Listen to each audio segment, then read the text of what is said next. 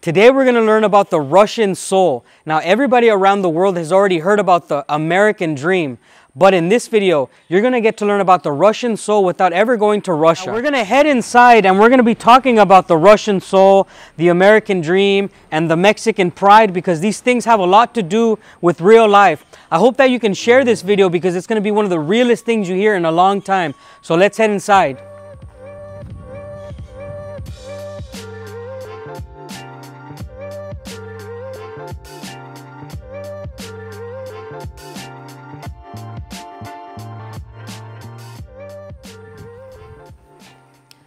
The Russian soul.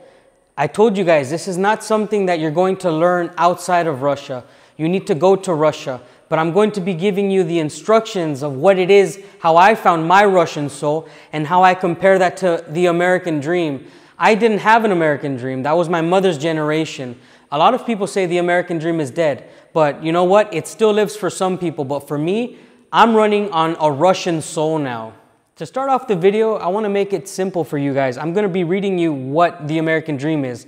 The American dream is a national ethos of the United States, a set of ideals including representative democracy, rights, liberty, and equality, in which freedom is interpreted as the opportunity for the individual's prosperity and success, as well as an upward social mobility.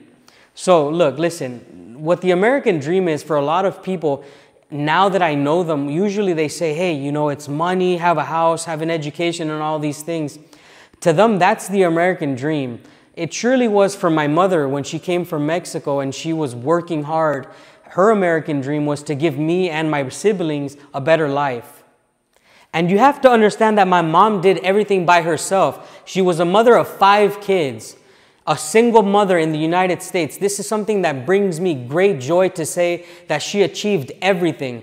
Her 5 children graduated from at least university, and I graduated from the military basically as a Marine.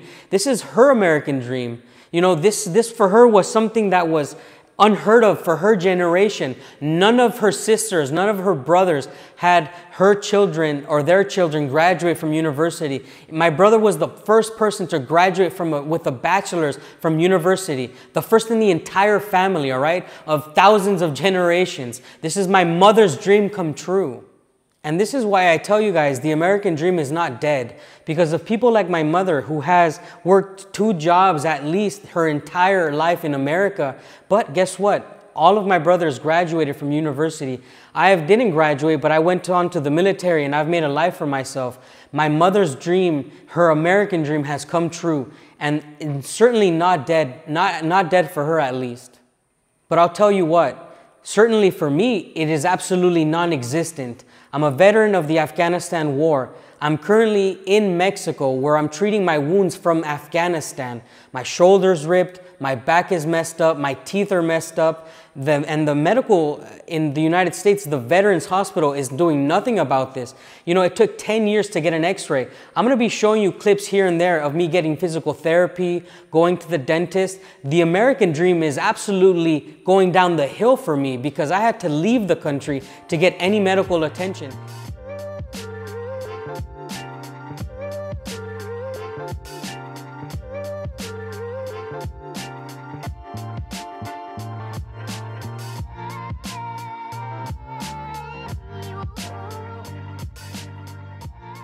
So you guys got to see my physical therapy. You guys got to see my mouth getting fixed. Guys, explain to me why the governor of California is giving free healthcare to illegal immigrants. You know, these are the kind of headlines that you're hearing. What about the veterans? What about the Americans living in the country, right? This is why a lot of people are losing hope on their American dream, because it seems like to dream, your dream is getting ripped away from somebody else. Now, I have no problem with illegal immigrants. I don't care. It's not my job. I'm not a politician. I am just a wounded veteran who's looking for help, who has no more trust in the American dream. That was my mother's time. When I talk about American dream as well, I thought I needed to have one. And this is why I joined the military. I became a Mexican-American Marine. In my heart, I felt like a Mexican because of my blood, but it was my honor, it was my duty to serve the United States. My mother came to the United States. She couldn't serve herself. So I, as her second son, said, you know what? I will join the Marines. This was during a time of war. I've told you guys the story. I was a combat engineer and a basic infantryman. I'm combat decorated in the Afghanistan war. And I say this all the time because I'm not proud for myself. I say that because I am the son of a Mexican immigrant. This is my Mexican honor. Had I lived in Russia, if my mother moved to Russia, I would have served Russia. If my mother moved to Australia, I would have served the Australians. If my mother moved to Uganda or the Congo, I would have fought for any country my mother would have landed in. Okay, you have to understand, my American dream was to serve my mother and bring honor to her so that she can live happily in whatever country we landed in. Now, believe me, I'm not the kind of person who's angry at the United States. It's fine. I've come to Mexico. I'm starting to heal myself. And the Russian spirit, the Russian soul, which I found in Russia, has helped me. And we're going to get into the Russian soul. Believe me, I just want to get it out of your head that this American dream thing is still alive for everyone. For me, it's on the way down. Now, I am not angry because being angry at something is like punishing yourself emotionally. I'm not going to hold anything against the United States. Obviously, it has many things to do. It can't take care of me. I can't make my life there. So I have to move on. This is the American way. At least in the old days, the Oregon Trail, go west, right? I'm going to another place to find what I need. I want to make it very clear that I'm not leaving the United States because I'm disillusioned, because I'm angry at it. I'm not a traitor to my nation. In fact, I believe that the Russian people respect me more because I am not a person who bites the hand that feeds them. I've told you guys many times, my mother is happy in the United States. She has made her life, and I will honor her citizenship to the United States and mine until the day I die. It happened many times when I've had people ask me, hey, what do you think about the Russian spirit and the Russian soul? You know, I was in Irkutsk, I was in Novosibirsk, I was in Kirov, I was in St. Petersburg, I was in Ulan-Ude, I was in so many parts of Russia. And the one thing they want to know is, how does it feel, your Russian soul? And you know, the first times I had no idea what they were talking about. But I'm going to tell you how I found the Russian soul inside of me. I need you guys to picture this and maybe close your eyes as I'm telling you how I felt the Russian spirit. It was in December. It was a cold winter, and I kissed Ksenia. I said, I'm going to go fishing, Ribalka. And I put on my jacket, you know, and I started walking on the train tracks. And, you know, in my head, I looked around. I saw Baikal. I saw the mountains with the birch trees had lost all their leaves. And I was freezing, man. I guarantee you, you can see it now, right? I'm telling you, it was so cold. But in my heart, I felt so at home. I saw Baikal and the birch trees, and it made me go forward to my fishing spot. And I was there in my little lake, and I start drilling that hole, right? Still freezing, but there was a sense of freedom in my heart. Nobody was going to bother me. If Ksenia needed me, she knew where to find me. You know, I saw the smoke of Sludanka in the winter. They're burning coal, and the smoke is rising into the air. That's my town, I felt, you know. This is my home. And if I need to go warm up, I'll walk back home. But no, I stayed there, and I started fishing. And I caught nothing. For hours I stayed out there, but I was so happy thinking about my future, thinking about my life, thinking about how happy I was, you know. There was no worry in my heart. I wasn't thinking about money. I wasn't thinking about power or having a better job. I was thinking about coming home to see Ksenia, you know, making sure that she's all right, the simplest of things. But the wind came, and I got very, very cold, and I had to rush home. And you have to think about it. It's negative 30 degrees. My cheeks are starting to burn, you know, but I can smell the food at home because every time I go out, Ksenia has a nice meal for me when I'm home. And all I could think about is, wow, there's nothing in the world that I want more than to see Ksenia when I come home, to see her father, and just ask them how they're doing right. I understand that there's a lot of people in the world that don't have this luxury, but the Russian soul is not about how rich you are. It's not about how much you've struggled. It's about finding peace in your heart and being happy with what you have. I could be a rich man in Moscow and somehow I would have to find my Russian spirit, my Russian soul. It is defined not by your material, but although it can be for some, right? There's some people up and down the ladder, but for me, it was Baikal, it was the birch forest, it was the coldness, it's Ksenia, her father, the simplicity of life. The Russian soul came to me in a simple way. And you might be confused, of course, if you're not Russian or if you've never traveled to Russia. So I'm going to come back. Let's rewind a little bit. I've told you how I felt in my heart. You know, it was the simple things in life that made me happy. The Russian soul, I've told you, manifests in people in different ways. This is my idea. And if I wanted to look up the Russian soul online, there would be no clear answer. Whereas the American dream is there and defined, right? You can look it up. This is what separates both of them. One of them is special and unique to your heart. Everybody's Russian soul is different. But the American dream has molded into this thing, unfortunately, where it's money, education, and all these different things. Those things will make you happy, but guess what? Without a good soul, without your strength to keep going, you won't manifest anything from it. Which brings me to my next point. The American dream. I think that the Americans have to sleep, and to sleep is to do nothing in your life. To daydream, to dream and do nothing. A lot of people are caught on this American dream. You know, they say that sleep is the cousin or a relative of death. Could you believe that? While you're sleeping, you're dreaming, but you're also dead. You're doing nothing. That is the American dream to me now. But the Russian soul manifests in you and it burns inside of you. This is the biggest difference. The Russian people, even if it's in Siberia or Moscow, they understand that their lives are relative to each other because they have to work hard for whatever they want. You'll never catch a Russian person daydreaming and sleeping and dreaming about what they want. They're going to go out there and do it. Now, I've told you, the Russian soul is very similar to the Mexican pride.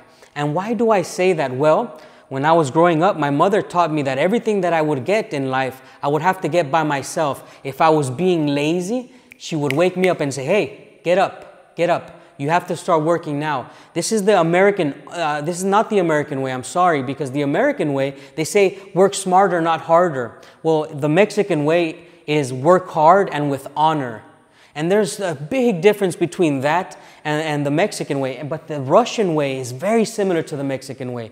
Because I saw people in Siberia or in Moscow waking up early to go to work. And I'll continue to tell you about the Mexican honor. Everything you do in life has a cost of your honor. If I were to do something bad, I would lose face in my community. Everything that I do knowing that it's not only me, but it's my mother and it's her father and it's his father.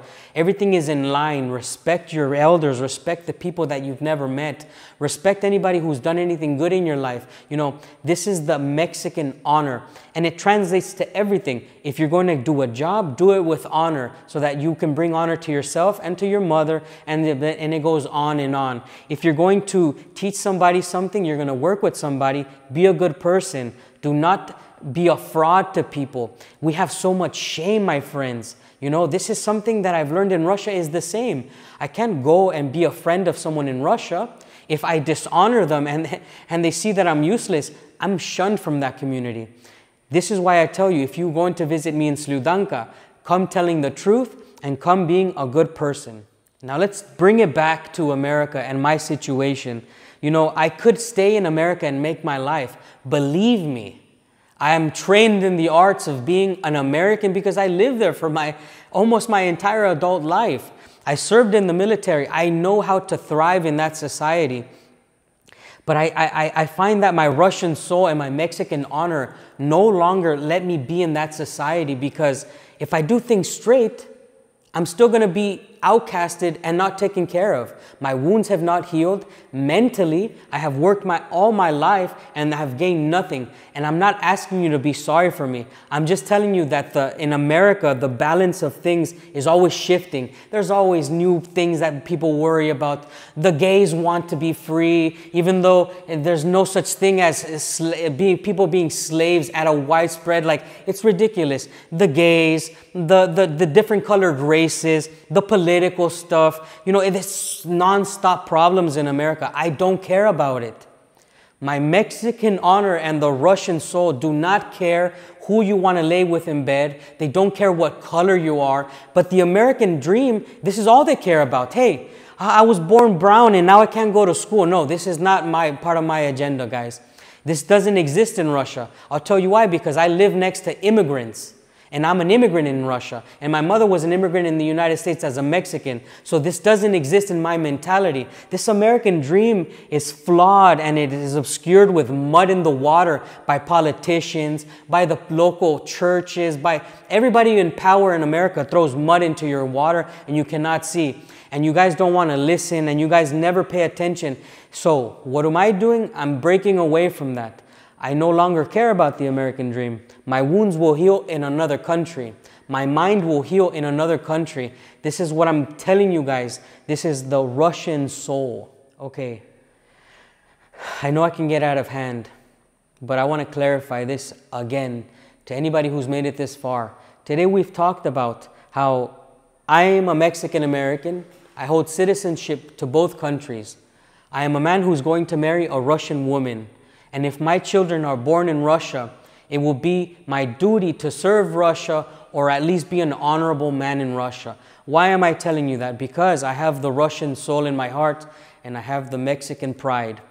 The American dream we went over is nothing for me anymore. I do not need to sleep to dream to achieve things in life. I need to be awake. I need to be conscious. I need to take care of myself. My country is no longer willing to take care of me. I've showed you the videos. And even though I have all my limbs, right, I still honor my friends who died in the war, who came back without legs and stuff. I will leave the country so that they can have one more number ahead of me. Think about it that way. A lot of people call me a traitor, but would you call somebody a traitor who says, you know what?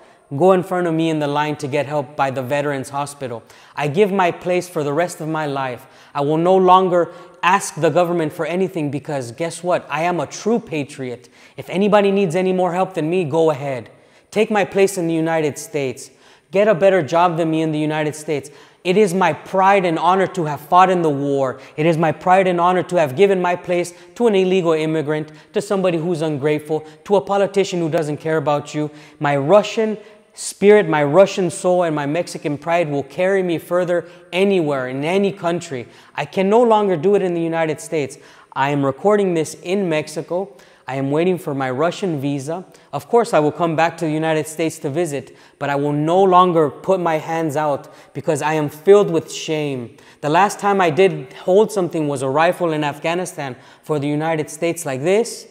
And I come back asking for something and they slap my hands out of my way. The shoulder is still ripped. This back is still hurt. These knees don't work. My mind is still daydreaming and thinking about the war constantly. That is the only daydream I have, unfortunately.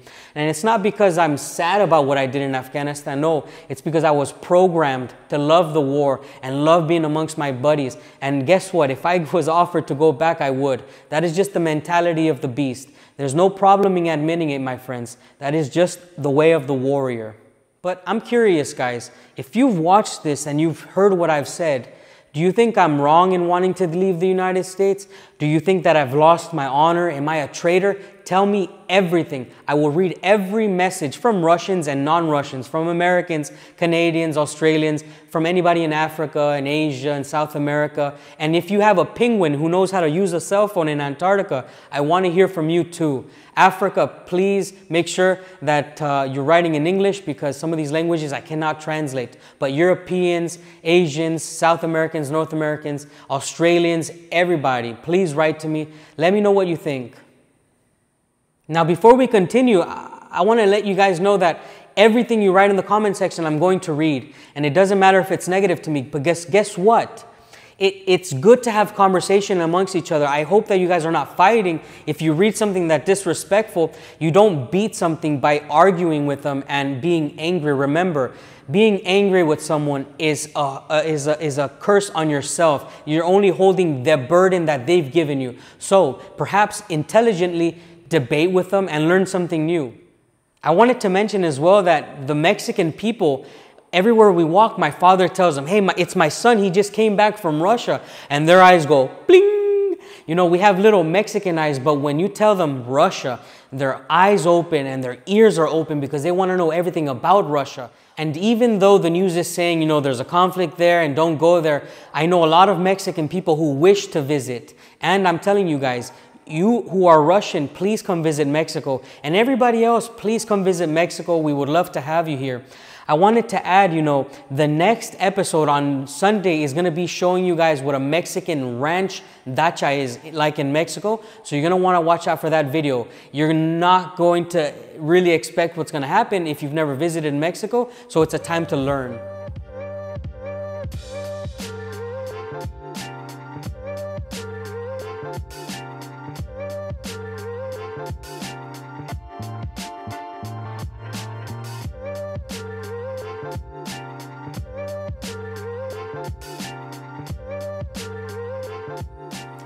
And that's going to be the end of the video, my friends. Remember to leave everything in the comment section. If you hate me, if you agree with me, if you want to know more, leave it in the comment section. Below is a forum. It's a forum. It's a town square where we can all come together and share ideas. I've told you guys many times, this is the only channel where you're going to get the real deal about life in Russia, about life in the United States, and now life in Mexico. This is the town square for the truth. I'm going to carry this flag everywhere I go. This is a gift from my father to me. Until we find a better one. I know this is not the best one, but guys, it's very hard to find a Russian flag in Mexico. Now, I already showed you the big Mexican flag that I carried in the war. This is another Mexican flag. This one's going to be going to Moscow and Irkutsk, and it's going to travel all over with us. And leave me in the comment section. What do you guys think about the Mexican flag, huh? You like that eagle? I certainly believe that it's one of the most beautiful flags in the world, even though I folded it wrong. It's all going to be okay. These flags are going to be traveling all over the world with me. And if you ever meet me in Russia, in Mexico, or anywhere in the world with Ksenia, we're going to have both of them. And of course, my American flag too. Everybody likes to complain. Guess what? That one's in the United States. I don't bite the hand that feeds me.